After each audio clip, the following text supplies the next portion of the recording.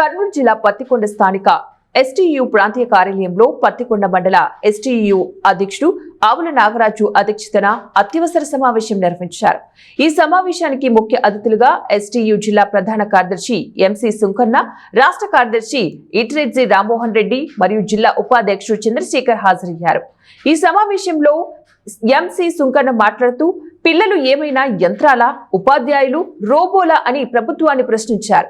ఎంతో మంది మానసిక నిపుణులు, మేధావులు పిల్లలను మానసిక ఒత్తిడికి గురి చేయరాదని, వారికి ఆహ్లాదకరమైన వాతావరణంలో విద్యను బోధించాలని చెప్పినప్పటికీ ప్రభుత్వం 100 డేస్ యాక్షన్ ప్లాన్ మరియు GFLN యాక్షన్ ప్లాన్ పేర్లతో పిల్లలకు, ఉపాధ్యాయులకు విరామం ఇవ్వకుండా యంత్రాల్లాగా, రోబోలాగా పనిచేస్తున్నామంటున్నారని, పిల్లలను చదవమని మానసిక ఒత్తిడికి గురి చేస్తున్నారని ఆయన ఆవేదన వ్యక్తం చేశారు.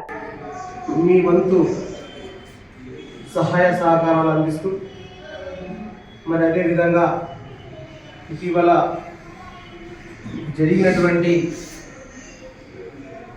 ఎస్టీయూ వార్షికోత్సవంలో నన్ను ప్రధాన కార్యదర్శిగా ఎన్నుకున్నటువంటి మీ అందరికీ పేరు పేరున కృతజ్ఞతలు, ధన్యవాదాలు తెలియజేస్తున్నాను. ప్రధానంగా సంఘం యొక్క చరిత్ర ఒక 30 ఆర్డర్ పెట్టినాం. అంటే ఆల్ ఇన్ వన్ కాబట్టి ఒక టీచర్ కోటి ఇచ్చినా వేస్ట్. ఇప్పుడు నాకు మ్యాథ్స్ ఒక్కటే పని. నేను ఆ బుక్ అంతా తీసుకొని ఏమీ లాభం లేదు. నాకు మ్యాథ్స్ ఒక్కటే అవసరం.